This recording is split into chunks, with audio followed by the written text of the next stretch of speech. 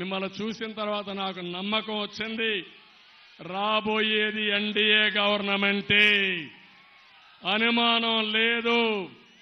రోజు రోజుకి ఇంకా బ్రహ్మాండంగా ముందుకు పోయే అవకాశం వస్తుంది. మరొక్కసారి పవన్ కళ్యాణ్ గారి త్యాగాలు, తెలుగుదేశం పార్టీ తీసుకున్న నిర్ణయాలు, బీజేపీ స్ఫూర్తి అందరూ అర్థం చేసుకుని అందరూ కూడా ఈ రోజు నుంచి 30 రోజులు మీరు కష్టపడండి. ఆ తర్వాత ఏం చేయాలో చేసి మీ రుణం తీర్చుకుంటామని చెప్పి తెలియజేసుకుంటూ, ఇక్కడ చాలా సమస్యలున్నాయి. ఇప్పుడే శేషారావు గారు చెప్తున్నారు, భవన నిర్మాణ కార్మికులకైతే చాలా ఇబ్బందుల్లో ఉన్నారు. ఇసుక మొనోపలి చేసి, ఇసుక మాఫియా తయారు చేసి 1000 రూపాయలు అమ్మే ట్రాక్టర్ ఇసుక 5000 చేసిన దుర్మార్గుడు ఈ జగన్మోహన్ రెడ్డి. ఇసుక అయిపోయిందనుకుంటే భారతీయ సిమెంట్ పెట్టి, సిమెంట్ రోడ్లు సిండికేట్ పెట్టి సిమెంట్ మొత్తం ధరలు విపరీతంగా పెంచేశాడు. ఇంకో పక్క స్టీల్ రేట్లు పెరిగాయి.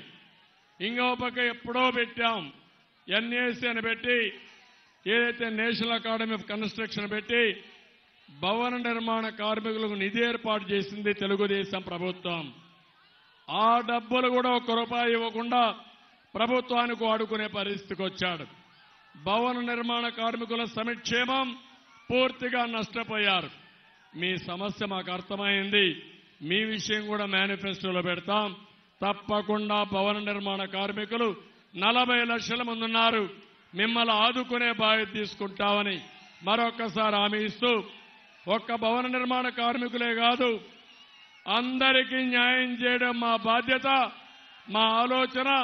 ప్రతి ఒక్కరికి న్యాయం చేస్తామని మరొకసారి తెలియజేసుకుంటూ సెలవు తీసుకుంటున్నాను. జై హింద్.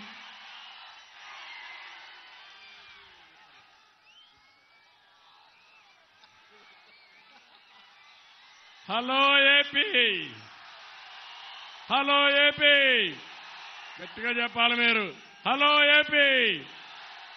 ఇది పవన్ కళ్యాణ్ గారి యొక్క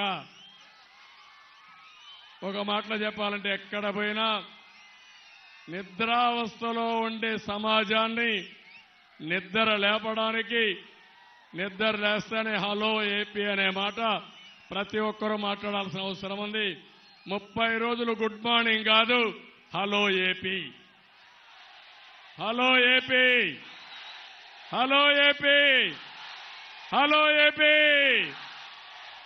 శభాష్, గుడ్. నమస్కారం, ధన్యవాదాలు. ఇప్పుడు 3 పార్టీలు కూడా Janasena, Janasena, Janasena, Bharatiya Janata party, Bharatiya Janata party, Bharatiya Janata party, Telugu Desam.